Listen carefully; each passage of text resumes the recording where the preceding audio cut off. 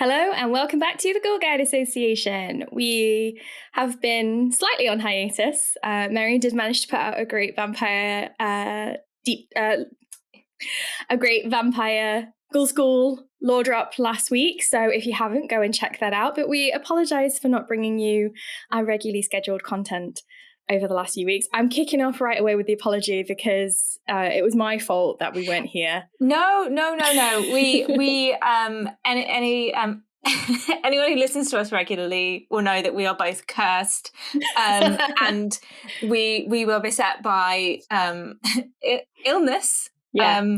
Some very last minute work, and also we had to re-record one of our episodes. So yes, that is a kind of trifecta of bad luck. Yeah, I have the immune system of a languid Dickensian child. And as do I, but yeah, like yeah, I got a bilateral ear infection because, you know, I couldn't just have one infected ear. Both of my ears had to be infected. And not being able to hear very well, having jaw pain and not being able to put earpods in actually makes making a podcast quite difficult. So yeah, we decided to wait until Lauren could hear, because hopefully, as you will agree when you listen to this episode or watch this episode, you also want to hear what we have to say about horror films, because this is So You Don't Like Horror. Yes, and we are back with the hot takes on the latest in the horror offerings. So obviously we are a little bit late. Usually we would do this earlier in the month, but this is our August horror rundown. And I have been so desperate to talk to Mary about some of the films that we're going to talk about today. I have been avoiding all TikTok hot takes on them. So I, for one, have been not so patiently awaiting this episode. Yes. So in this episode, we are going to get to some of the August new releases, including Weapons and also Together. We'll also have some retrospectives. So if you're looking for something a little bit more niche, or, you know, a classic that you haven't heard of before maybe, and you want to delve into the historical archives, then we'll be recommending some retrospectives. Lauren will also be giving us her pick. I will be. And then we'll be finishing with what we're looking forward to. But first, we're going to start with our newish section of Audience Recommends. So this is a show where myself and Lauren recommend lots of horror films for you to watch, but also we want to hear what you like and what you enjoy. And this month we have it's a really fabulous recommend. So thank you, Maria, for sending this in. Maria recommends the 1974 American horror rock musical, Phantom of the Paradise, which was written and directed by Brian De Palma. And the film, obviously, as you might expect, it adapts Phantom of the Opera, but it also draws on Faust and the picture of Dorian Gray. What a spectacular mashup of source material. If you want a Phantom of the Opera, but set in a nightclub, and with lots of kind of like 70s rock, then this is the film for you, and it is fabulous. So thank you, Maria. That's such an excellent recommendation. I know Interview with the Vampire is later than that, but it sounds like the kind of thing that Lestat would be doing at the end of that novel. If you've not read or seen Interview with the Vampire, spoiler, I mean, it's like as old as we are, but spoilers, at the end Lestat is in a rock band.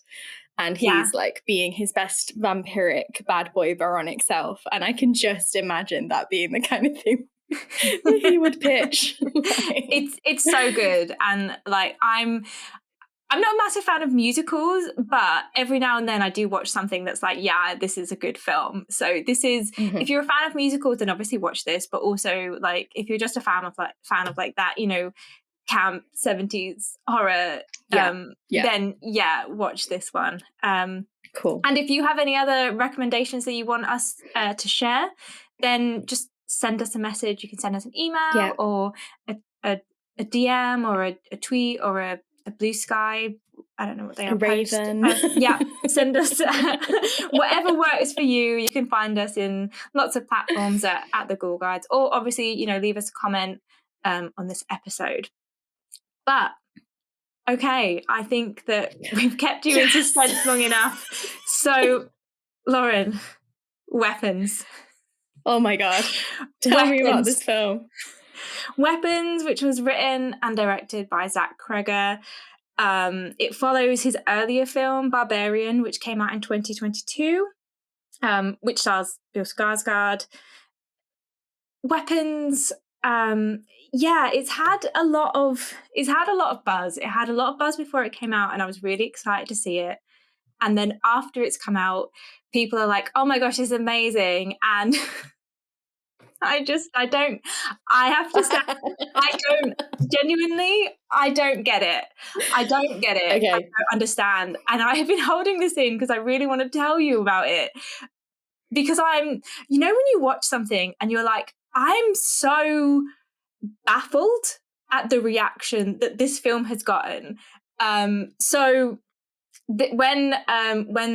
they were kind of like putting the script out for different production companies to bid for it, I remember at the time there was this whole massive thing, and Jordan Peele's production company tried to get it, and there was this they really wanted it, and they're really disappointed that they didn't get it. And I was like, oh, okay, Jordan Peele, he's a good judge of films and horror, so I'm gonna go and see this. And before I went to see it, I also watched Barbarian, which I think maybe Barbarian will, if I explain my thoughts of Barbarian, then maybe that will also explain my thoughts of Weapons. So Barbarian, for me, there are 3 narrative threads. The one with Bill Skarsgård is essentially 2 people turn up to an Airbnb, and they've both they're double booked, and it's raining and it's horrible out, and they end up both staying there. And then there's this creepy stuff with the basement, and it's actually quite it's a good premise, and it's quite creepy. You can hear people scuttling about, and obviously the woman who turns up is is this man that she now has to share this Airbnb with. Is he a creep? Is he opening her bedroom door? Has he come in? All of that kind of stuff. That's really creepy, really well done. And then when you get to the basement, it's there's this weird family, father, daughter, whatever, who has been, this is a big spoiler, by the way, so if you haven't seen Barbarian, apologies, but years ago, decades ago, this man had kidnapped a woman, and he's got this whole trail of corridors and underground dwellings underneath his house that he has just been kidnapped. It's gross and it's horrible, and it's very much grotesque and awful. Mm-hmm. And and she has just been living down there, and when people go into the basement, they encounter her, and it's very much about a grotesque kind of look at motherhood. And then the third narrative strand is there is an actor who owns the house, the Airbnb, who has had a scandal, and he's going back to kind of check on this Airbnb, and there's people that were staying there have their stuff still there, and he turns up and he's like, well, what's happening? And these strands do kind of meet, but then it's kind of, for me, when I was watching Barbarian, I was like, this could have been really interesting if you had taken away the basement dwelling thing, because it basically just turned into oh, look how grotesque and horrible women are, and especially old women and the bodies of old women, and isn't motherhood really gross? And I was like, there is a film here about gentrification, and about capitalism and this kind of Airbnb culture and rentierism and all that kind of stuff, but it just doesn't quite fit for me. So I watched Barbarian, and I was like, now I'm even more confused as to what to be. because I don't understand. Barbarian also had this massive, like, you know, people watched it and were like, oh my gosh, it's amazing. And now I'm like, what film were they watching, you know? Obviously, I mean, needless to say, when Barbarian came out, I took one look and thought, no chance in hell that I'm watching this film. Like, this is not for me. Particularly because anything that takes place, as you know, in a home, like home invasion, anything like that, I really struggle with.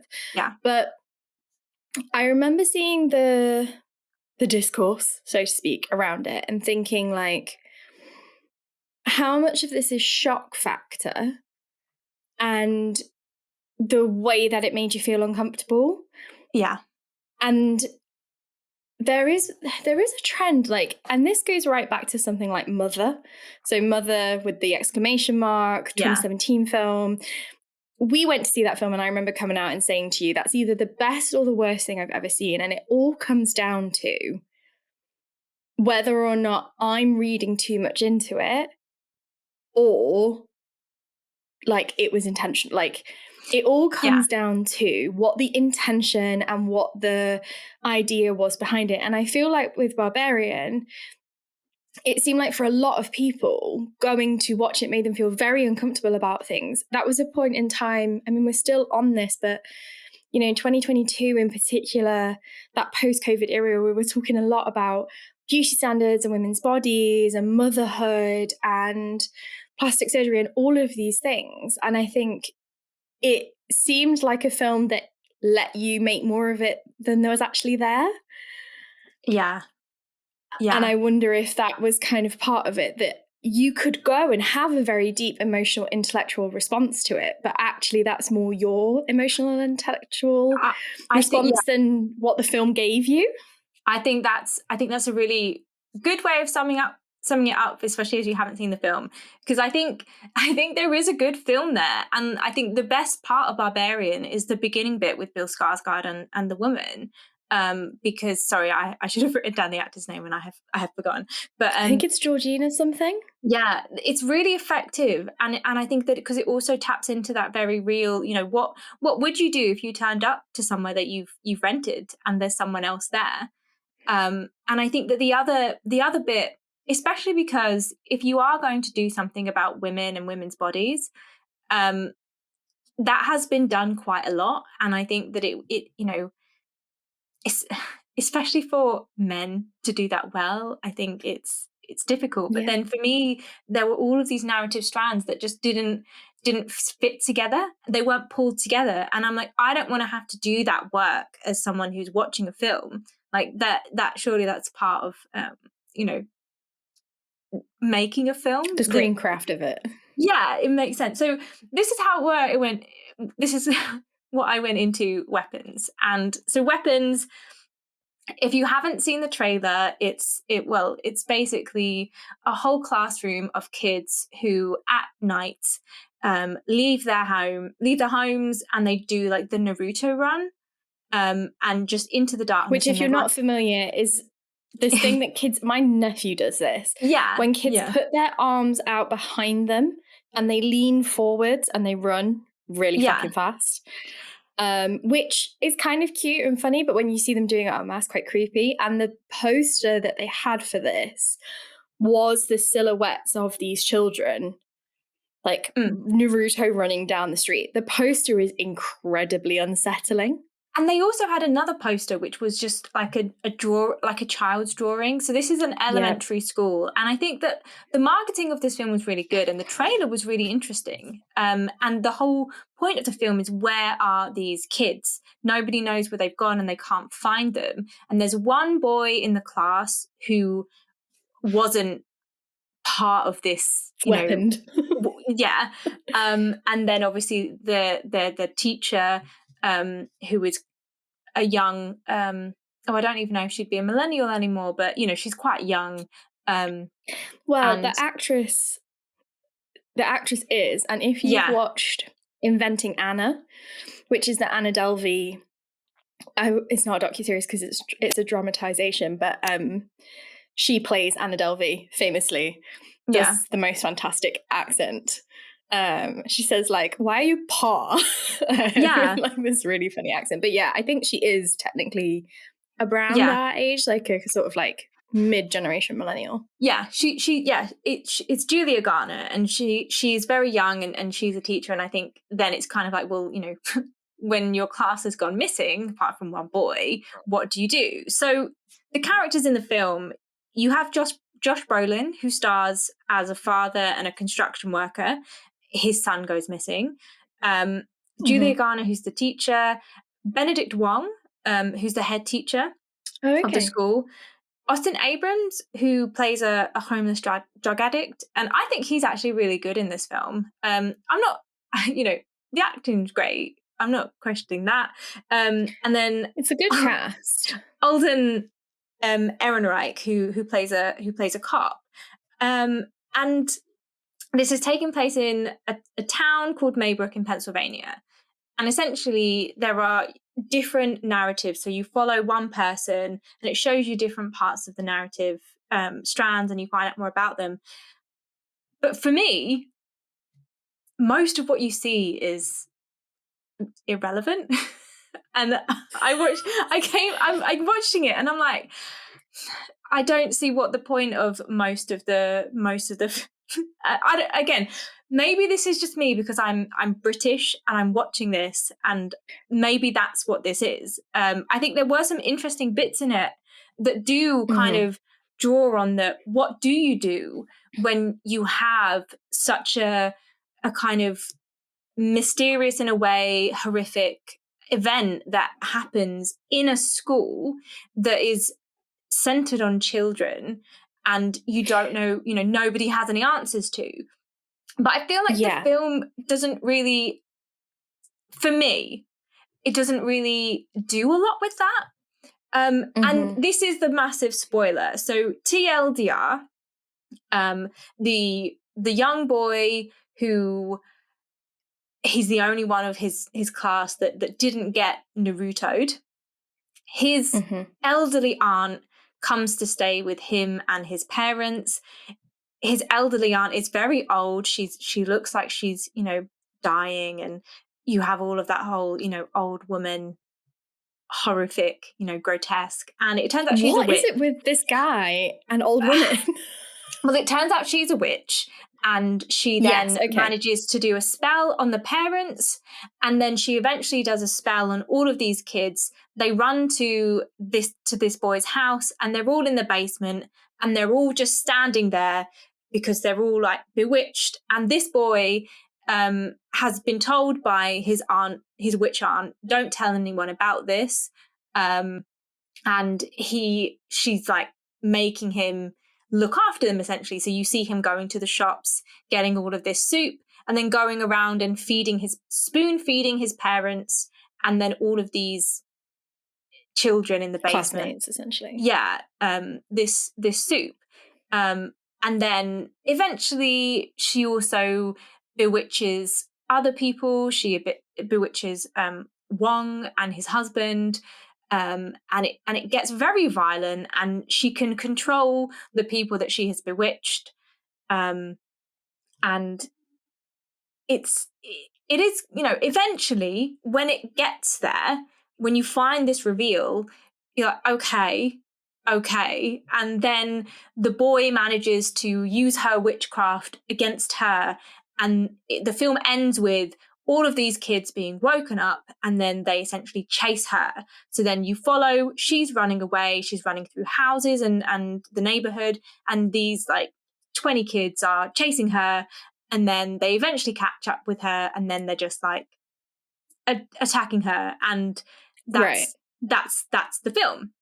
And there is this dream sequence with Josh Brolin, who is, you can tell he's grieving, and there is a lot of stuff in this film about grieving parents and a grieving community. And he is asleep in his son's room, and he has this dream.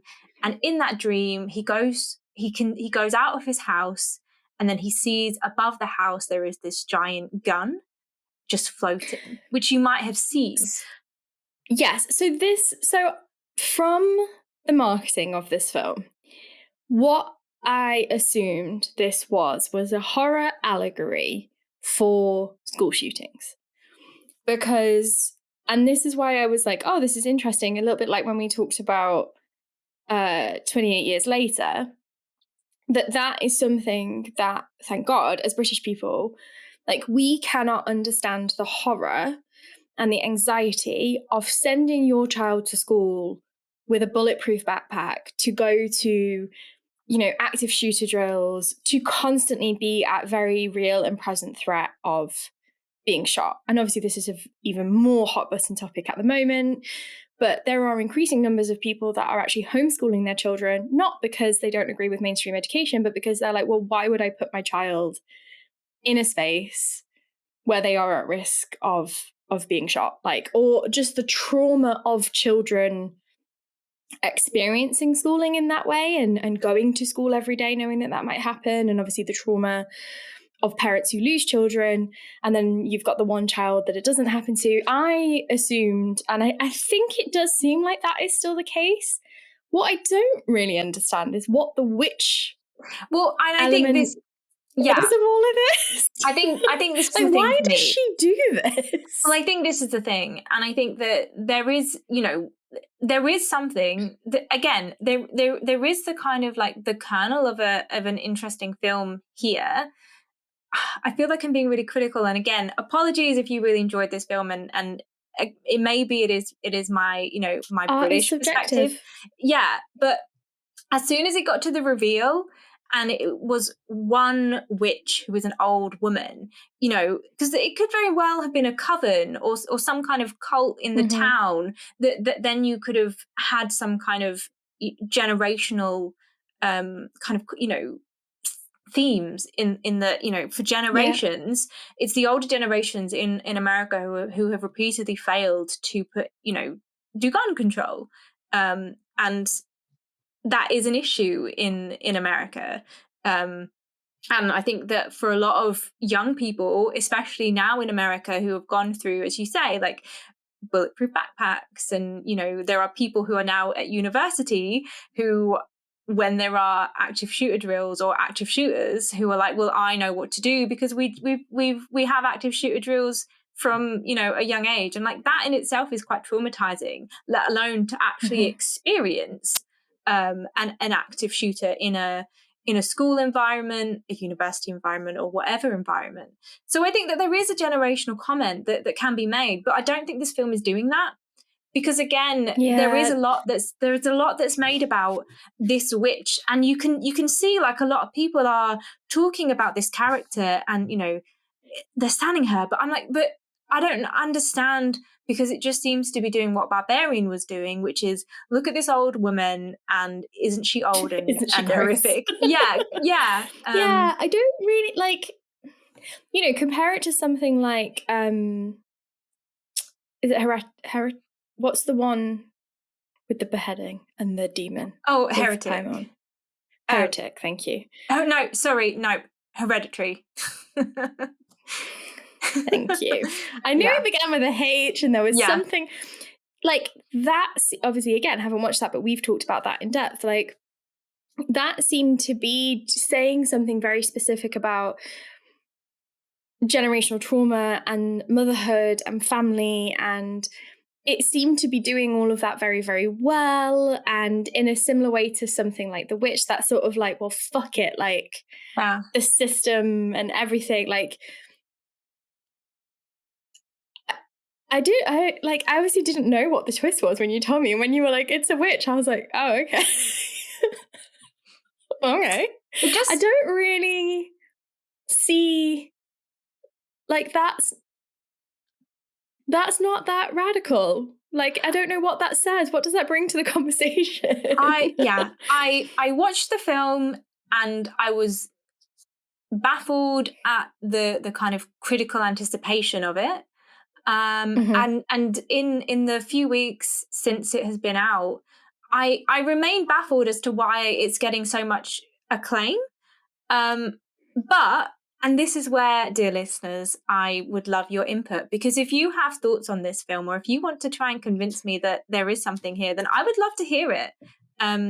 Yeah. A lot of the time, sometimes I watch films and I'm like, this is not for me, but I can still see, something there.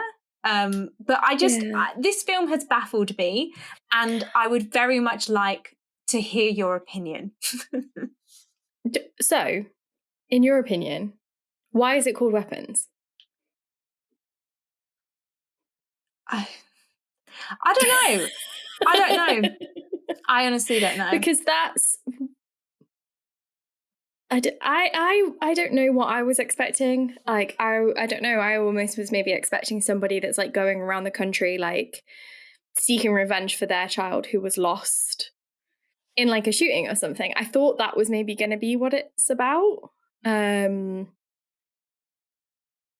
Yeah, like, or that the children were being used as weapons, or like that maybe they would be, I don't know. Like, but is it weapons to hurt the parent? Why are they weepens? Yes. I mean, in the UK, we say you absolute weapon as an insult. Please do get in touch with us, comment or message us and let us know your views. Because my main takeaway from this film is I am just baffled. I don't understand what the film is about, and I don't understand how I have watched the same film as everyone else that seems to be reviewing this really well. But with that is Weapons, and also a little bit of my take on Barbarian. Great. Let's move on to another film that I watched and I really liked. Please say this is Together. This is Together. I'm so pleased. I watched this film and I was really excited about it. It stars Dave Franco and Alison Brie as a married couple.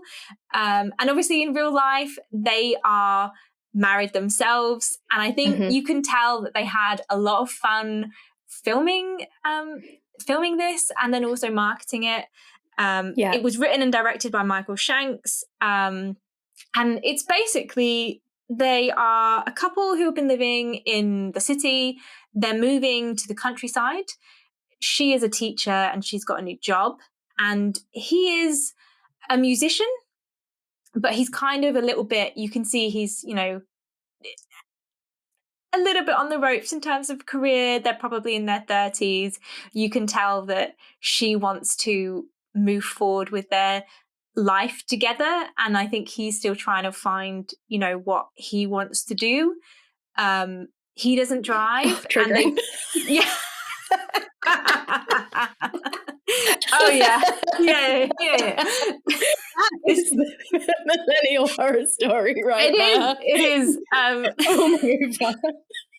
He oh my gosh, I mean, one of the cringiest moments for me is there's a bit, so it starts with they're going away party and he's friends with her brother and there's lots of guys there and they're all kind of like, oh, like, if you still want to like gig and stuff, like, we're looking for someone. And then he's kind of like really excited, but she's really excited about moving to this new job and this new house, and she basically proposes and it's really weird. And as someone who doesn't really like public proposals anyway, I'm like, I know that there is a lot of like gender expectations with this, and I don't really want to comment on the fact that it's a woman who is proposing just with nothing. So she just has like a pretend box.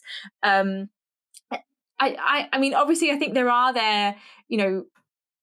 feelings of him being emasculated, which I think is bullshit. But for me, it's more that like, this is a public proposal and I don't like that. So it's really weird. It's like the cultural commentary of it all. Like, one, proposing at something. I hate it when people propose at things like going away parties, graduation parties, whatever it might be.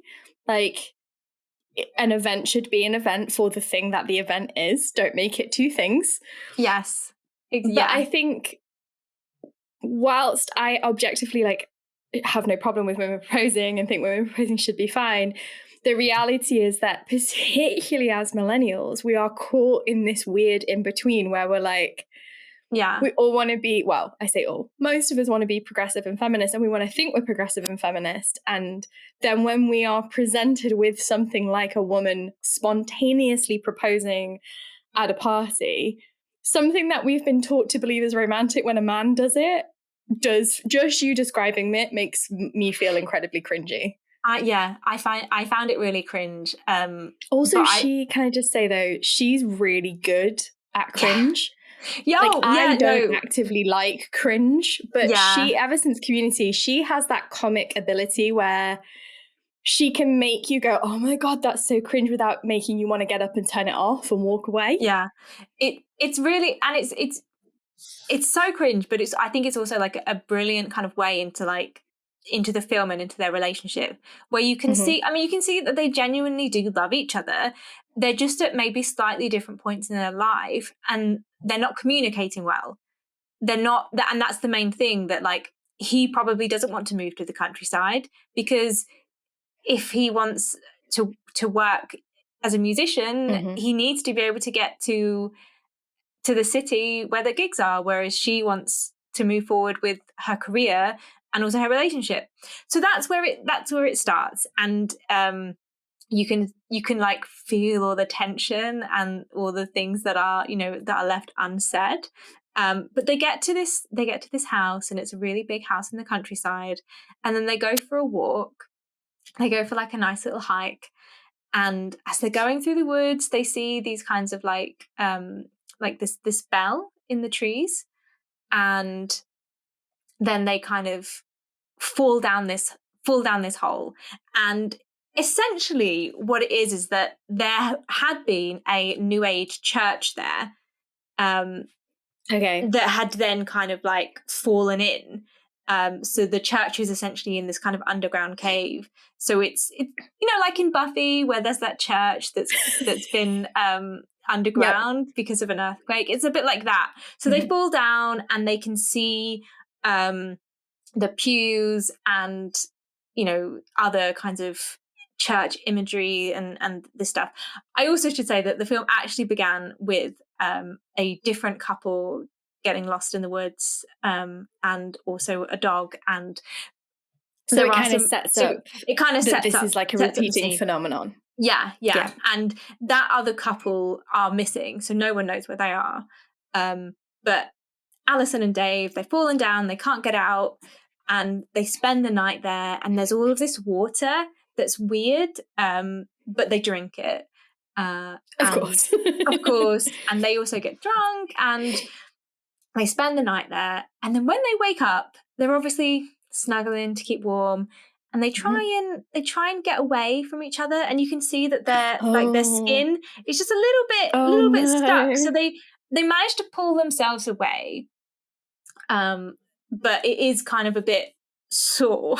And then they manage to get out, and this is the beginning of then essentially really creepy body horror, where they keep getting stuck to each other and having to unstick themselves. There's also some bits where, so there's a really amazing bit where Dave is in the shower and Alison is in the car, and she's going away and she's driving, and then as the car turns, this is in the trailers, but as the car turns, he's in the shower and he also turns.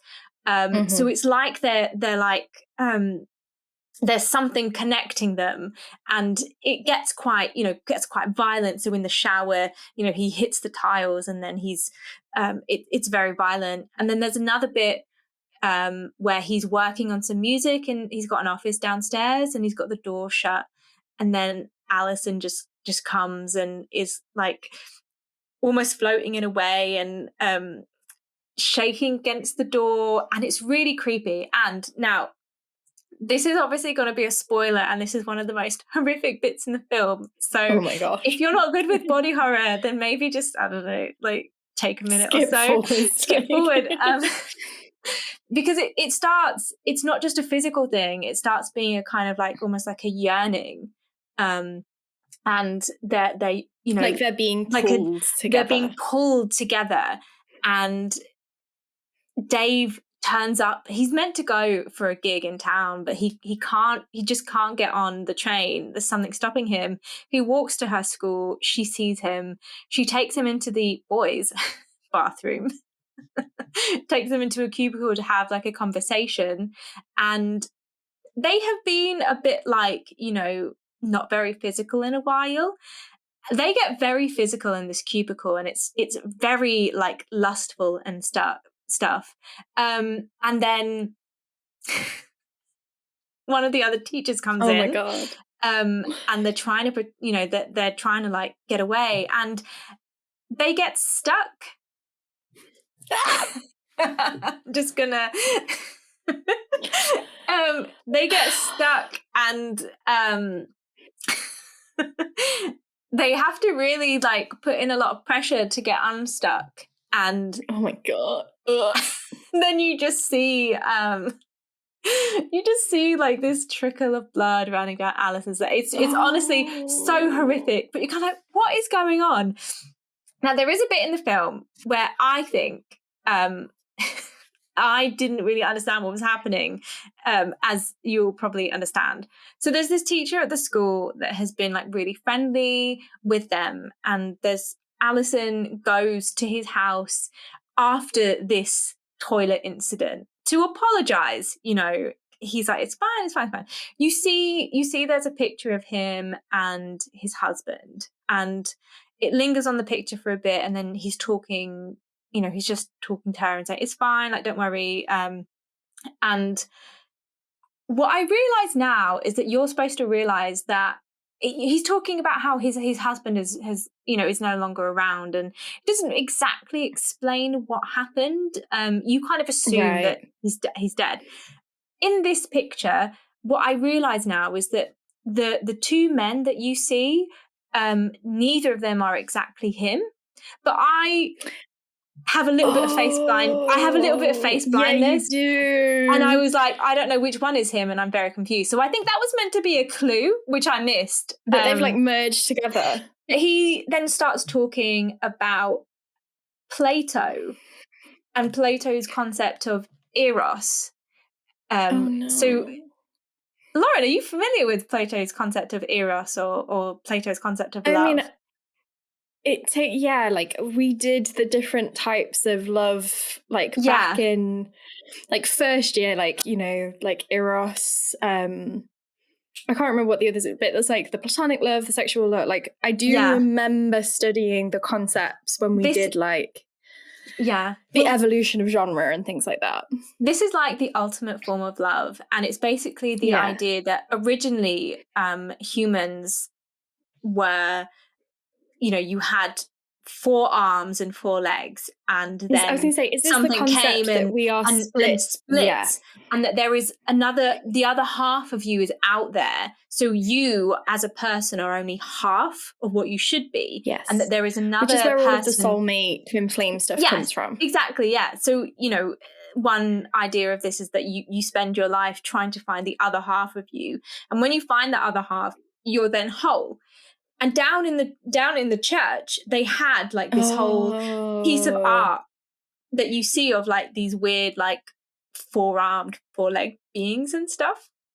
And at the beginning, you see there are these 2 dogs that have merged, and it's really creepy. And we're just going to speed up a little bit. I'm not going to tell you everything that happens in the film, but I do want to get to like what actually happens at the end. Dave ends up going back down to the church to see what he can find. He finds essentially the other couple that have been missing, and they are like merging, emphasis on the ing. So it's kind of like this weird, horrible, like monstrous figure. Alison also sees a video of her teacher friend's marriage. They had got married at the church that is now the church, and it's all about this whole eros stuff. They are just getting more and more stuck together, and there's this one bit where I'm like, oh no, like, is this going to turn into a sacrifice thing where like one of them is going to, you know, and they both essentially do try and kill themselves, but it doesn't work, and I'm so glad for that. So then at the end, they're in their house, they put on a record. It's did they just accept it? It's a Spice Girls song. Do you want to guess what song they play? Oh my God, is it To Become One? To Become One. And this record was very special because it was one of the, she's not that into music, but she said she really liked Spice Girls. So at the beginning, when they started dating, he'd gone out and he'd bought her this record. So they put on this record and then they're dancing. And as they're dancing, they're naked, obviously, and they are merging together, but they've chosen to do it. It's a choice. And I think this is the difference between the couple that you see underground who are trying to fight the merge and Alison and Dave who are accepting it and they merge together. That's not where the film ends. I think it's Alison's parents turn up. They pull up in the car, they knock on the door, and then someone answers the door, and it's basically it's Alison, but with they've computer generated the face, so that it's Dave and Alison's face, and it's so bizarre. But it's really I liked it as a film. I don't know how I feel about the whole because it's basically about codependent relationships, and I'm not sure how the ending kind of addresses that. Well, but it's incredibly enjoyable. For one thing. One thing I will say is it sounds like the perfect blend of horror and comedy, the true gothic campness. Yeah. I think it will probably make me feel incredibly sick. This is not one for you. To Become One has now been ruined. I danced to that at my primary school Christmas disco. Yeah. Oh, that's upset me. But also, how perfect. Because what millennial woman doesn't know To Become One by the Spice Girls? Yeah. We all know that song. But I suppose, actually, I like that it ends with them, accepting the fate, because I don't know, obviously I'm single at the moment, but I feel like there's such a huge conversation happening at the moment for our generation that's how do we have a functional romantic relationship where we're on the same level? Because, there's loads of comedy skits and TikTok jokes about the couple that are always together. Yeah. And, the girl who brings her boyfriend to the girls' day, and the guy who tells his girlfriend everything, and the other guys are like, why would you tell her that? I think we as a generation have this real, we don't know how to make our minds up about who we want to be in relationships. We don't know how to have a healthy, not to totally shit on our parents and grandparents' generations, but it does feel like we don't know how to be in a healthy romantic relationship where we actually love our partner, because we have been raised by people that were either only interested in each other or hated each other and wanted to kill each other. I thank God my parents weren't like that, but there is that narrative in pop culture, isn't there, of we don't know how not to be. We're either codependent or we're not. There's no in between. And I wonder if it's partially being well, fuck it, we're damned if we do and we're damned if we don't, and I'd rather be with you than without you. So let's merge and become one person. I don't know what to make of the ending. It's very bizarre and horrific in a way that doesn't, well, it is drawing on body horror, but it's not as horrific as the rest of the body horror in the film. But overall, I really enjoyed this film. It's a very fun, campy watch, especially if you're into body horror. And I think if you're looking for a fun film to watch, then definitely add this to your list. Awesome. I just have to say as well, not for me. I loved them. Yes, okay, parasocial relationships, I love them so much. I've loved Alison Brie for a really long time. Always really liked her ever since Community. I unironically really love 21 Jump Street. I think that's a really funny film.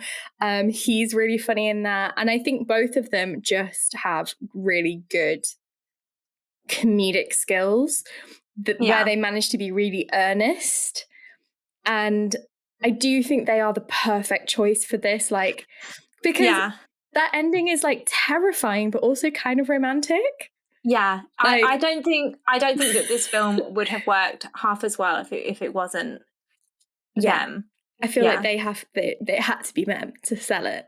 Yeah, I'm really glad that it was good because it looked so promising from the trailer, and because it's them, I'm really, really glad it was a good film. And I'm just always happy to unexpectedly watch a film with a cult and a church. So great for me all round.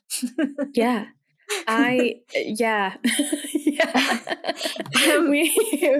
at the Ghoul Guides Association, we love that shit.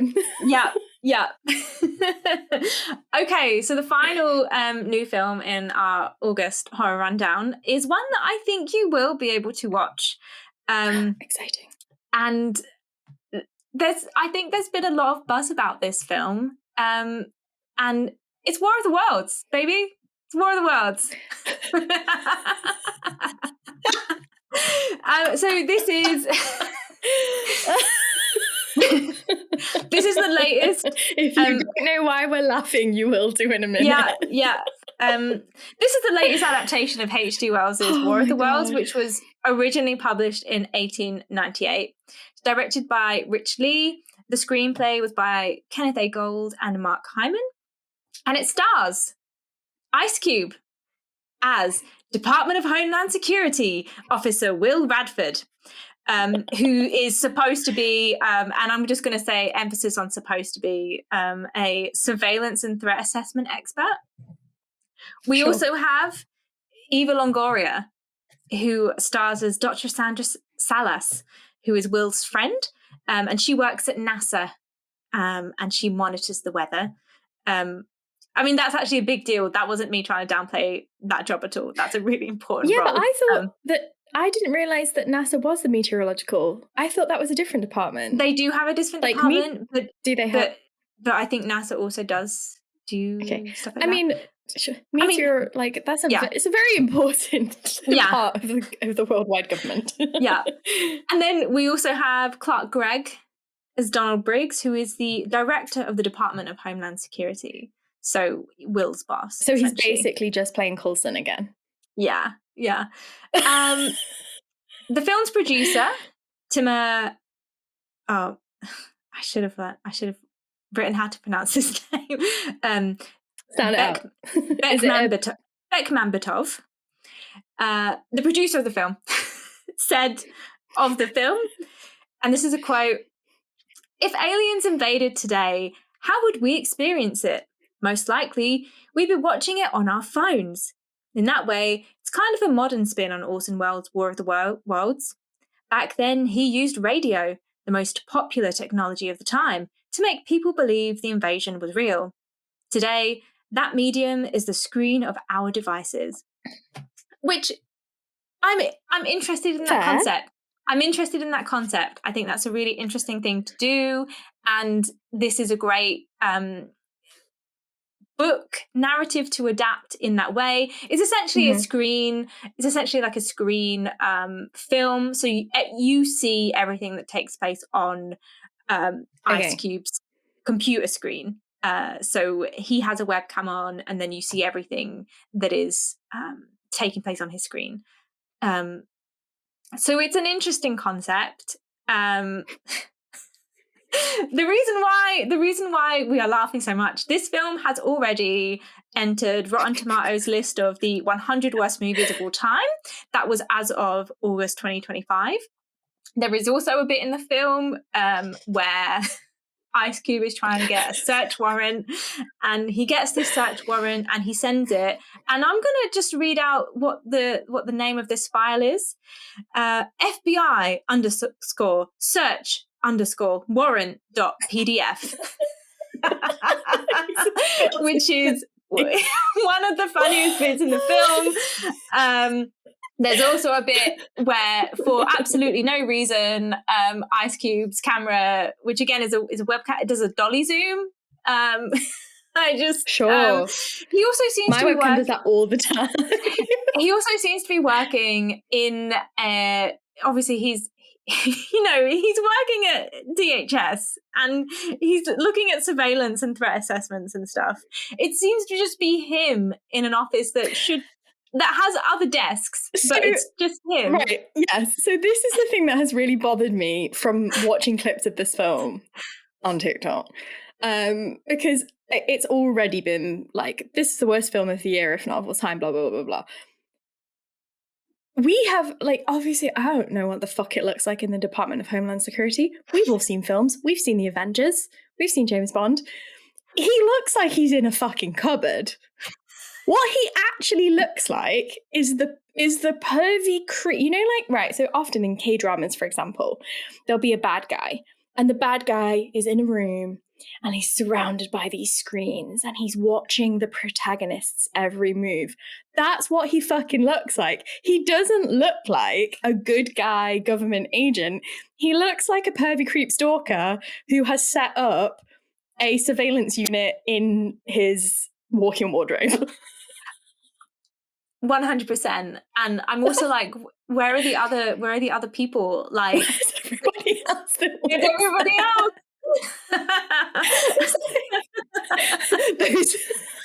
Is this like a post-Trump government cuts? Like, he's the only dude?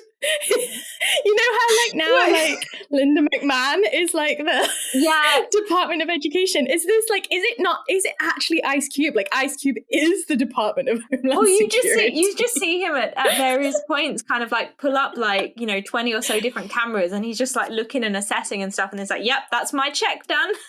I'm like, what? Because isn't he basically because isn't part of the narrative that he's such a good dad, he's stalking his children? He's stalking his children. DHS. Yeah, he's stalking his children, and like watching their like looking. He can like get into their phones and see what they're messaging other people. He can get into their webcams. He checks on he uses the surveillance that he has available to him to check when his daughter is buying like stuff from a cafe. And I'm like, this is bad.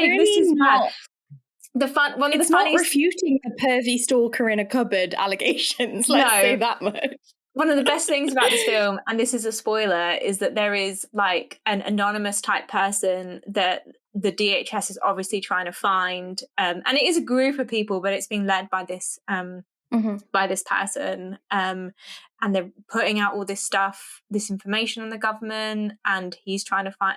That's partly what they're trying to find the warrant for. Why they need the FBI_search_warrant.pdf for. Is to try and find. He's like, I can't do this without a warrant, but I am stalking my child's every move, which is 100% illegal. On that note, there is a big reveal as to who the kind of mastermind is behind this anonymous type investigation. Oh my God, is it one of the kids? Yes, it is. It's his son, and he's not figured that out.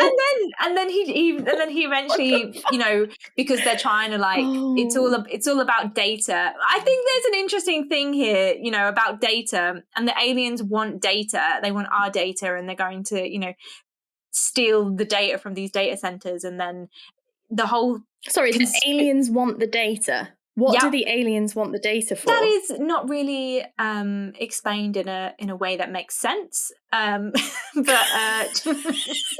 mean, you go with the ride. And he essentially turns whistleblower with his son and helps put out what the government is doing and helps to stop the alien stuff. But this film is not a good film. But by any means, this film is one of the best films that I've seen.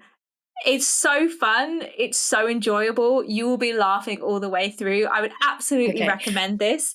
It's so fun. It very much feels like, do you remember when I watched, I don't know if you will remember this or not because I can't remember if you watched it, but do you remember when I watched Jupiter Ascending and I made Kathleen and everybody else watch it?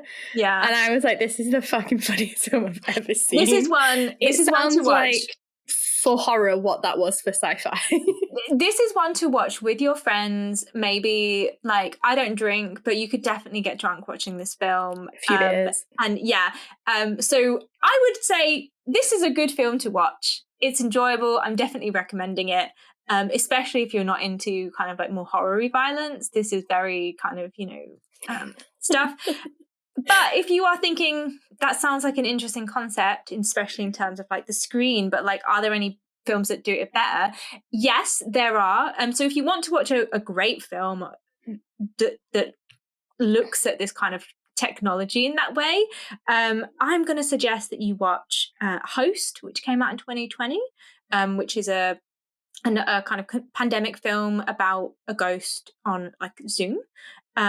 Unfriended, which came out in 2014, which is also kind of about like, haunting on the internet. And then Unfriended, The Dark Web, which is not actually supernatural, but it's very interesting, and it all takes place on a computer screen. So Unfriended came out in 2014, and then The Dark Web came out in 2018. Those are 3 excellent films that if you are interested in like a technological kind of foray into horror, then watch those films instead. You know what I will say is a big achievement is to make a War of the Worlds film that is worse than the 2000s Tom Cruise War of the Worlds film. I don't know that I agree with that. I thoroughly enjoyed watching this film. The data thing is really bugging me, because I feel like there is a version of that is really interesting, because War of the Worlds is like an anti-invasion narrative and like an invasion fear narrative, which the Orson Welles one picks up. The 2000s Tom Cruise one, I would say, is it's a long time since I've watched it, but even at the time I remember being like, is this like anti-Middle Eastern propaganda? Of course, Tom Cruise is also a Scientologist, like, and there's other things that have been inspired by it. Like there's a Torchwood miniseries that's about aliens coming and taking children, and you find out that they basically huff the children like drugs. Like we've used the War of the Worlds trope to explore fears quite a few times. And the data thing, it's like someone was like, what's the 2020s version of that? And someone's been like, people stealing your data, and they've gone, great idea. And then they've not thought any deeper than that of why the fuck would aliens want to know what your TikTok algorithm is, or what your Tesco Club Card purchasing history is.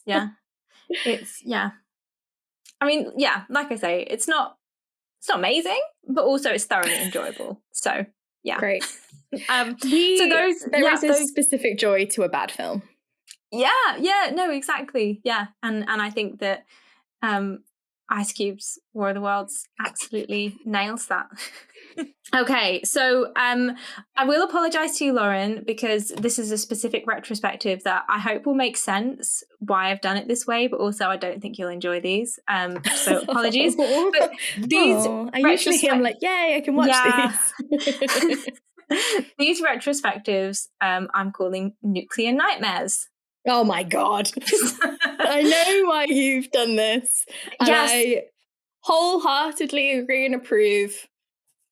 I'm going to turn my brain off for the next 15 minutes. We're gonna roll through these really quickly, and then we're going to get to your pick. But we will explain why in a moment. So, the first film that I'm going to recommend is Threads, which I know, like Lauren, as a lot of people do who have seen Threads, have a specific kind of relationship with. Threads is an apocalyptic war drama that takes place in Sheffield. So I currently live in Sheffield. Lauren and I both did our PhDs in Sheffield. We spent some good Sheffield together. And this is a film that is basically like, what would happen if the nuclear bomb went off, and then what would the aftermath be like in Sheffield specifically. It originally came out in 1984. It was directed by Mick Jackson, and it was written by Barry Hines, who is a really famous and beloved Sheffield writer. If you know anything about like British, particularly northern writers of like the post-industrial era, Barry Hines is like one of the greatest. Yeah. This is the first film to depict nuclear winter. And so a lot of films often focus on like, you know, the actual blast itself. But this very much is the first kind of like 40 minutes, I'd say, are like a family, just, you know, like a drama. It's two families, one middle class, one working class.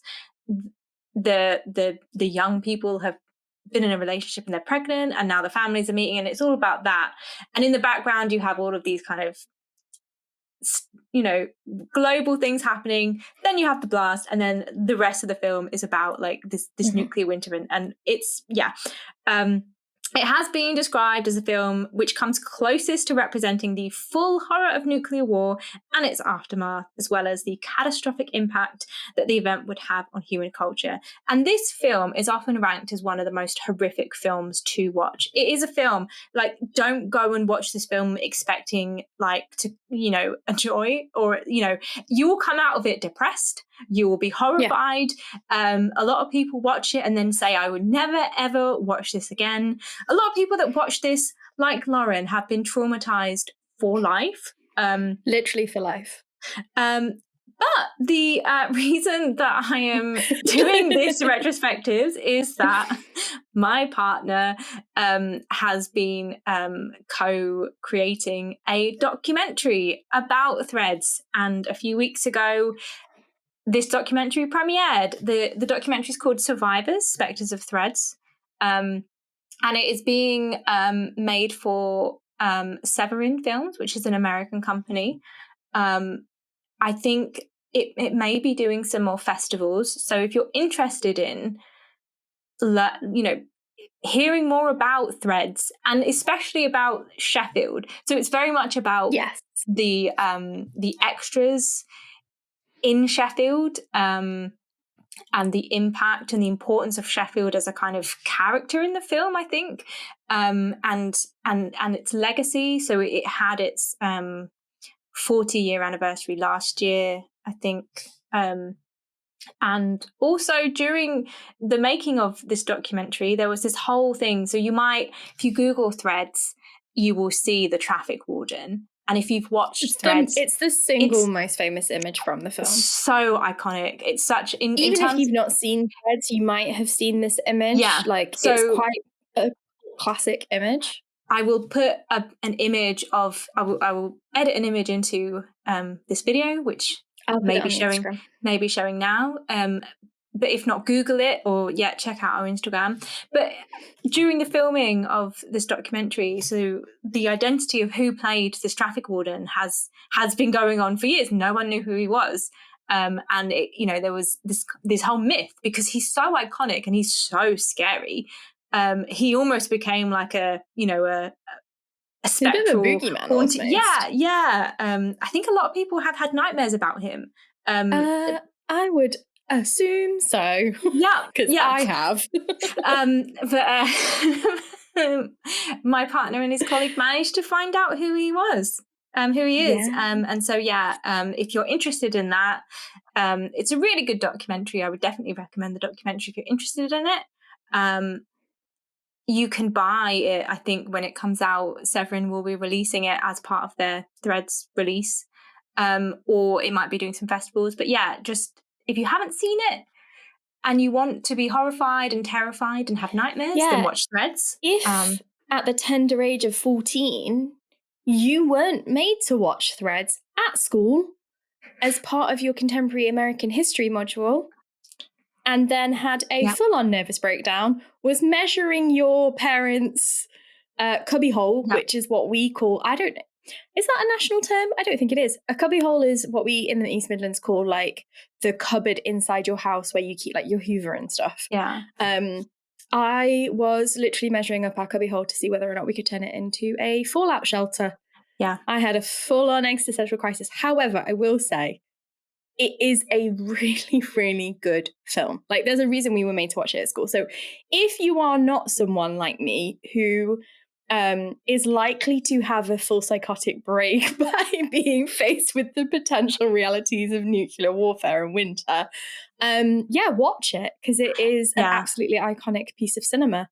And if you're familiar with Sheffield, which I think is one of the reasons I find it even more upsetting, if you're familiar with Sheffield, it is also really impactful, because it makes it very real. You basically follow the family. Like it ends with the daughter, and like her, experience of only ever knowing this nuclear winter. Fucked me up for life. And as I said to Craig, so proud of you. Will not be watching this documentary, so the rest of you need to go and watch it for me to support Craig. yeah, and it captures. There's lots of people who were in the film who said that it inspired them to get involved with anti-nuclear protests and stuff like that. I think it really did have a real impact in that kind of movement, definitely in Britain. And then there are also people who have been permanently traumatized by it. There's a man who moved to America, and in the documentary he's explaining, like, I've got guns, I'm a prepper, I've got a bunker, it's full of like stuff that I need. And then he just realizes that like his whole like adult life has been shaped by being in this film. And it's like it's a really moving moment in the documentary, which is very good. Not that I'm biased, but okay. And then finally, if you don't want to watch Threads but you're interested in this, but you don't want something as horrific, Lauren, unfortunately I think you might need to not watch this film as well, although it's fine. I just think you're not interested in this subject. But if you, dear listener, want something that is less horrific, then watch Miracle Mile, which is from 1988.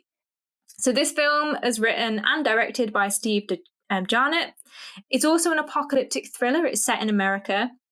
And we follow Harry Washello, who's played by Anthony Edwards, and Julie Peters, who's played by Mare Winningham, from their meet cute to their first couple of dates. So it's very much starts as a kind of like, you see them meeting at this museum, this natural history museum, and then they go on a couple of really cute dates. And he meets her parents. And then one night he's overslept and he's at a diner, and he was meant to have gone on a date with her, but obviously he overslept. And then he's there and he's trying to like call her, and he goes outside to ring her, and then the payphone starts ringing. If you don't know what a payphone is, we used to have these things outside, like a glass box. You could go in them, put in cash, dial a number, and then you could, phone someone. And you also used to be able to know the number of the payphone. So, like, I could have said to Mary, I will go out. So say I didn't want to take the call in my house, I could say to Mary, I will go to that payphone. And Mary could have called the number for that specific payphone. And I would have been able to answer it. That's not what happens here, though, because that's not normal. Normally, you would use a payphone to make a phone call, but this payphone starts ringing. So Harry picks up, say hello, and this guy on the other end, and he's talking to he's talking as if he's talking to his dad, and you realize that he's dialed the wrong number. He's just got like 2 digits the wrong way, and he claims that he works at a nuclear silo, and he's telling his dad what to do because he says, this is in the midst of the Cold War. He says that everything's been triggered, the nuclear bombs have been triggered, and that the city will be hit in 70 minutes. And so then Harry is like, the phone call ends. It ends because he then hears other people on the phone. He then hears gunshots, and then they say, sorry, just ignore everything that you've heard, and they hang up. So you're like, what the fuck? He goes into this diner, he tells everyone there. He manages there happens to be someone there, like a woman who's working on like one, with one of those like briefcase things with like a massive phone. And she's like, there's stuff in your story that sounds believable. And then this whole like group of diner, like people in the diner, like are like, well, we should go. And so the rest of the film is like, it's very much tapping into that whole terror of what would happen if you know that you have 70 minutes and what do you want to do? Who do you want to find? Is this even real? Because, watching the film, you're like, is it real or not? It might just be a prank, or it might be a misunderstanding. But that is that is the film, and I'm not going to say anything more about it because I think if you want to watch it, it's better to not know if it's real or not. The last thing I will say about it is that it stars Brian Thompson, who plays a vampire in Buffy the Vampire Slayer. Yes. So I was like, that's nice for me. But yeah, so next time, Lauren, I promise I will have better picks for you. I know neither of these are really your cup of tea, but that's also why I wanted to make sure that we had War of the Worlds in there, because that's definitely one. Yeah, bit of levity, and that's definitely one that you can watch. But those are my 2 retrospective nuclear nightmares. Thanks. I'm glad that I went second, so that hopefully I won't be thinking about this when we stop recording. Yes. Oh, the listeners / viewers have unlocked one of my deepest, darkest fears. Okay, so my recommendations. I've got 2 recommendations because the thing that I want to recommend the most, it feels a bit unfair to recommend it because by the time this episode comes out, I don't think you'll be able to see it.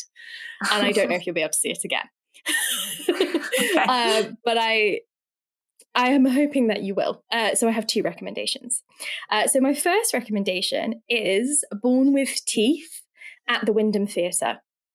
So this is a play starring Edward Bluemel and Ncuti Gatwa, who you might know respectively from Discovery of Witches, Doctor Who. Ncuti Gatwa was also, I think they were both in Sex Education, actually, but Ncuti Gatwa was a main character in that. So 2 of the real hot young British actors, big talents, big up-and-coming talents. I think Edward was also in My Lady Jane, which is a historical fantasy retelling, not fantasy as in it's fantastical, fantasy as in it didn't really happen, of Lady Jane Grey, Queen for, is it 11 days or 9 days? But I think it was 11. I'm not a Tudor historian. Lady Jane Grey, which I think was really popular. So this play, I was recently in London for a little weekend away. And I thought, I've got a free evening. I wonder if I could get tickets to anything. Because sometimes if you're in London, you can go in Leicester Square, there's a couple of ticket offices and you can basically go and get almost a seat filler ticket. It's often a single ticket or tickets not sat together, and you can get tickets relatively cheap for the big West End shows. I wanted to go back and see Hadestown again, which is a musical, 1920s inspired musical about the Orpheus and Eurydice myth. Fantastic, love that. So I thought, I wonder if we get a cheap ticket for Hadestown. Couldn't get any cheap tickets. It was literally August bank holiday weekend, so in hindsight, no wonder.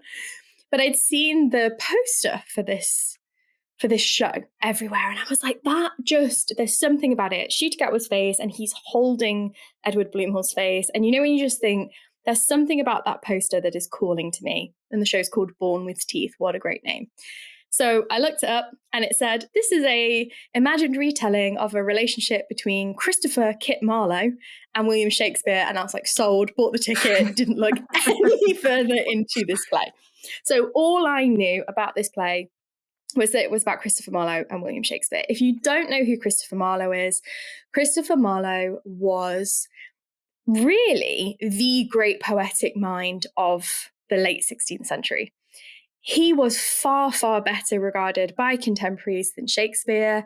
He wrote a play called Tamburlaine. He wrote one of the single most famous and my personal favourite versions of Faustus. He wrote some amazing tragedies like, is it The White Devil? Yeah, White Devil and The Duchess of Malfi. I love Christopher Marlowe. He's often regarded as an Gothicist because he really brings into convention these kind of very dark, very passionate, human kind of the tension between the hero and the villain and your passions and what's right and what's wrong, but also the actual, he toys with ideas like lycanthropy, and you have these really great on-stage visuals that really fed into what would become the Gothic over the next 2 centuries. I don't need to explain to you who William Shakespeare was. He's like the most famous poet in the English language ever. But the kind of strange thing about them is, had Kit Marlowe not died in 1593, would he have been more famous? Because the play has this whole strand going through it that when you read Marlowe, you feel Marlowe. Marlowe, the person, is very present in Marlowe's plays. The thing that all English literature scholars have been struggling with and arguing about for about 400 years now is we cannot find Shakespeare in Shakespeare. The person, William Shakespeare, is almost intentionally absent in Shakespeare. And this is why people have been like, it's Oxford, it's Marlowe. You know, there's a whole conspiracy theory that Marlowe faked his own death. Don't know why he would have done that. I mean, the play would kind of show you that, and becomes Shakespeare. So the play is it starts in 1591, and it imagines that Lord Strang, who is one of the major patrons of the arts, he was Marlowe's patron, and he was also the patron of a guy called Thomas Kyd, who wrote what is now a very little known play called The Spanish Tragedy, but was actually one of the most popular plays of the time. And the idea is that Lord Strang has hired Shakespeare to help Marlowe finish a history play.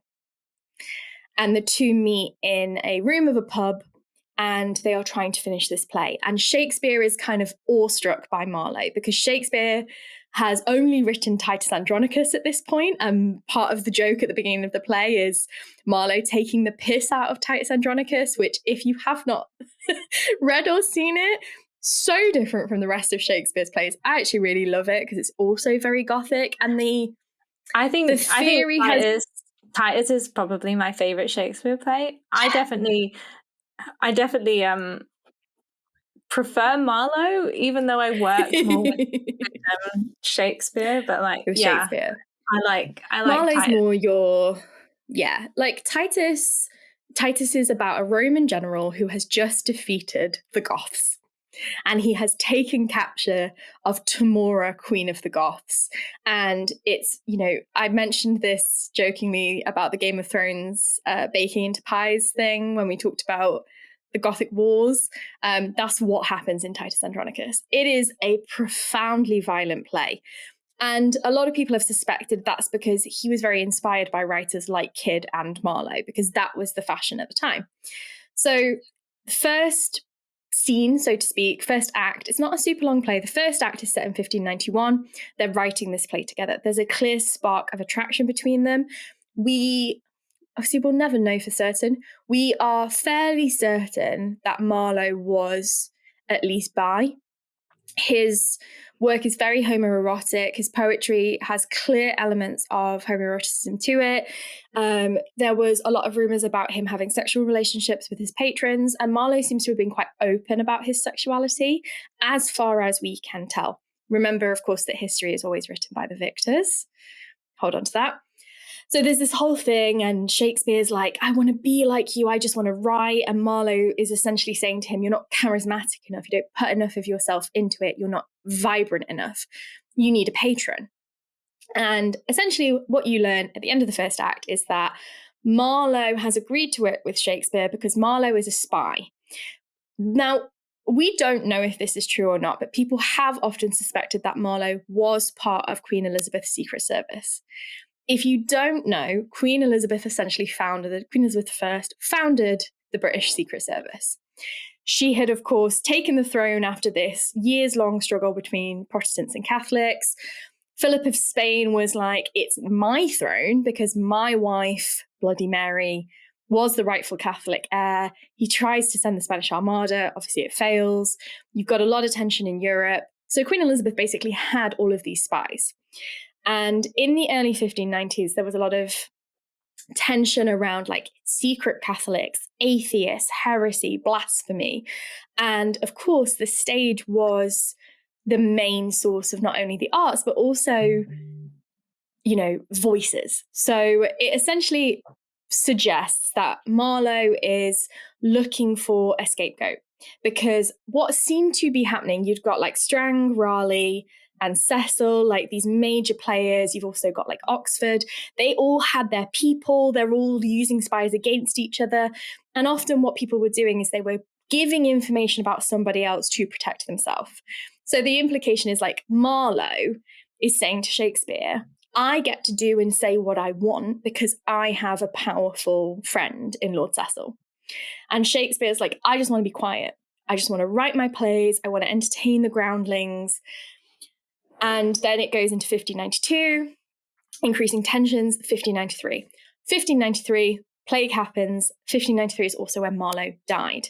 There has always been lots of uncertainty around Marlowe's death. People have suspected that he was assassinated, but essentially in 1593, an act was passed against lewd and lascivious literature. Marlowe wasn't originally arrested, but Thomas Kidd, who wrote Spanish Tragedy, was arrested. He had been Marlowe's roommate, and they found all of this like atheist, blasphemous, homoerotic materials in the lodgings, and Kidd, being literally tortured, said, it's not mine, it's Charlie Marlowe's. So Marlowe was arrested. Because he had powerful friends, he wasn't tortured. He had to keep going back every day to Deptford, and eventually, one day, going to present himself to the court at Deptford, he's found dead. So the play is about not only the legacy of these two artists, these two very different artists, it's also about this imagined relationship between the two of them, but it's also about freedom of speech and creativity. And watching it this last week, even more so, like this narrative of, so they use screens essentially to do this like imagined torture. It was so powerful. Honestly, like 2:00 on a Wednesday afternoon, standing ovation, theatre was full. It was amazing. If you are particularly a fan of that period of history, I do think if you don't know about what happened in 1593 and you don't know about Thomas Kidd and you don't know about Marlowe, you might be left a little bit out in the cold. It doesn't give you any context. Like they drop in Kidd's name, they mention the Spanish tragedy, they mention a little bit about, Raleigh and his occultism, but they don't give you, I assume if you bought the program, I didn't. I assume if you bought the program, there would probably be quite a lot in there.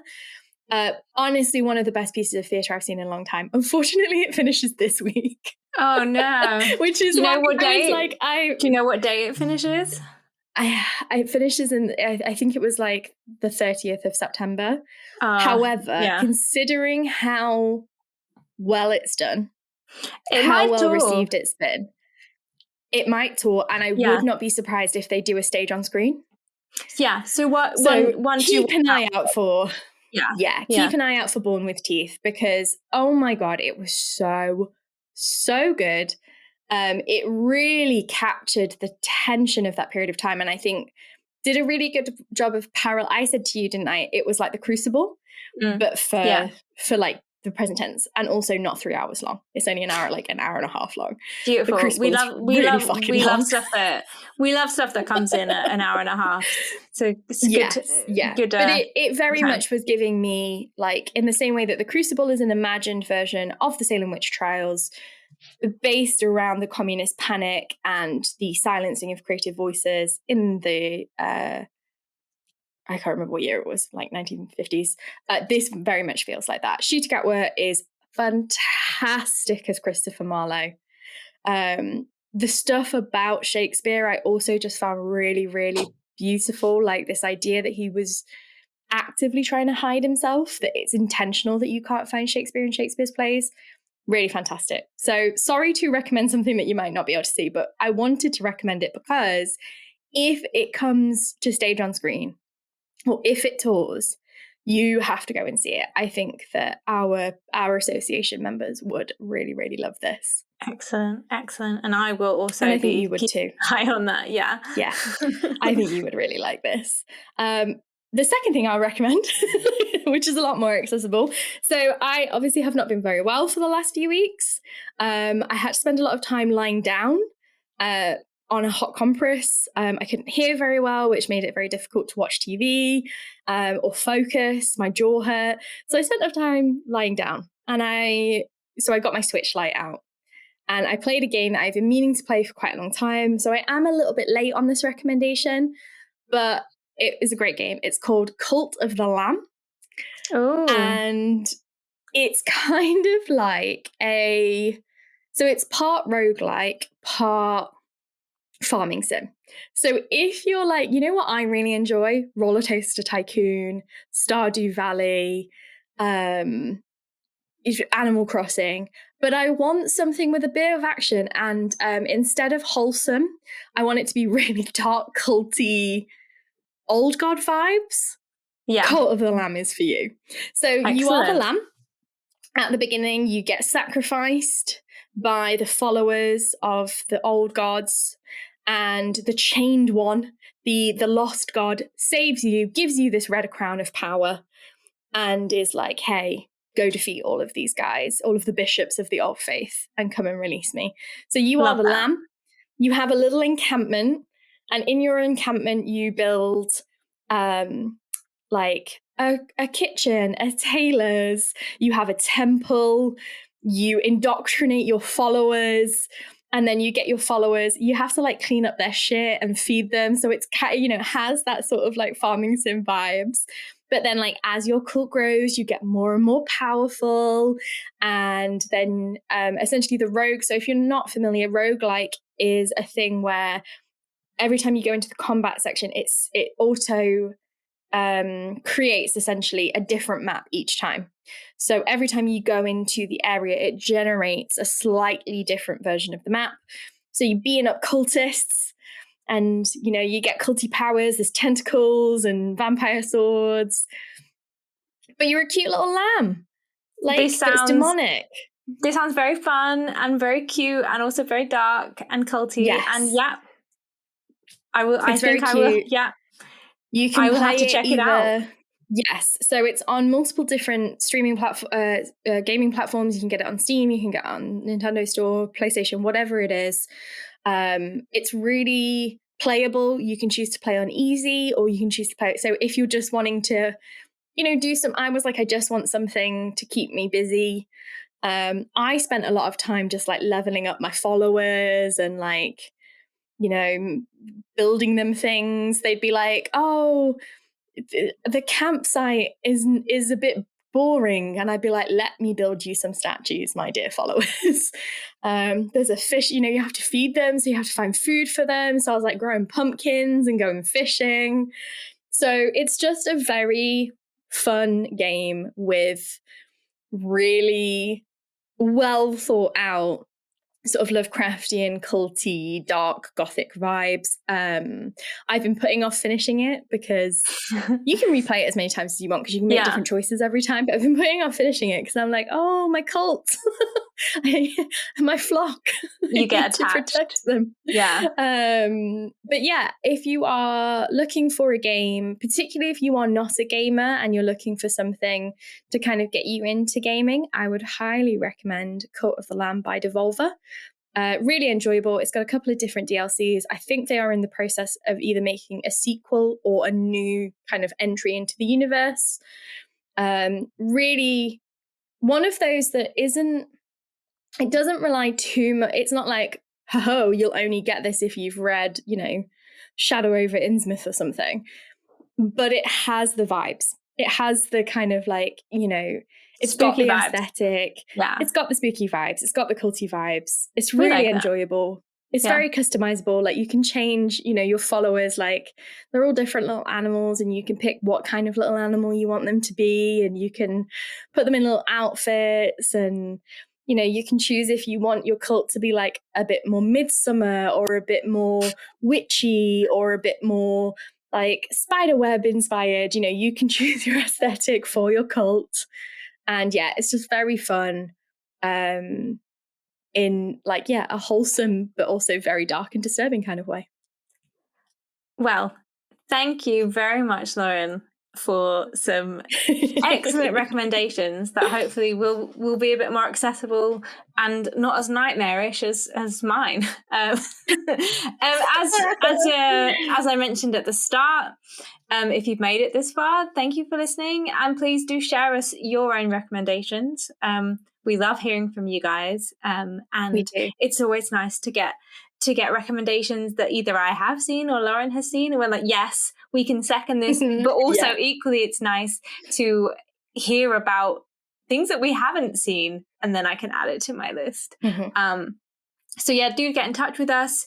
Next time, what I'm looking forward to, which as we recorded this slightly later, I have actually already seen these. She's already seen these. You can hear my thoughts on The Conjuring Last Rites, which is the 9th installment in the Conjuring franchise, where we say goodbye, I think, to the Warrens, and also The Long Walk, which is an adaptation of Stephen King's book, and it also stars David Johnson, who you might know from the 2023 British rom-com Rye Lane, or the 2023 Agatha Christie adaptation of Murder is Easy, or the 2024 horror film Alien Romulus. And Hasn't it also got Mark Hamill in? Yes, it does. He's the general, isn't he? I'm very excited about, well, I say excited. I was very excited. I am very excited about David Johnson. I've not seen him in anything where I haven't thought he was absolutely brilliant. So yeah, that's what we'll be doing next time, and I will be back with some more Lauren-friendly retrospectives as well. Lauren will be back with some more of her picks, and we'll also be sharing some of your picks. But in the meantime, stay safe, stay spooky. Stay spooky.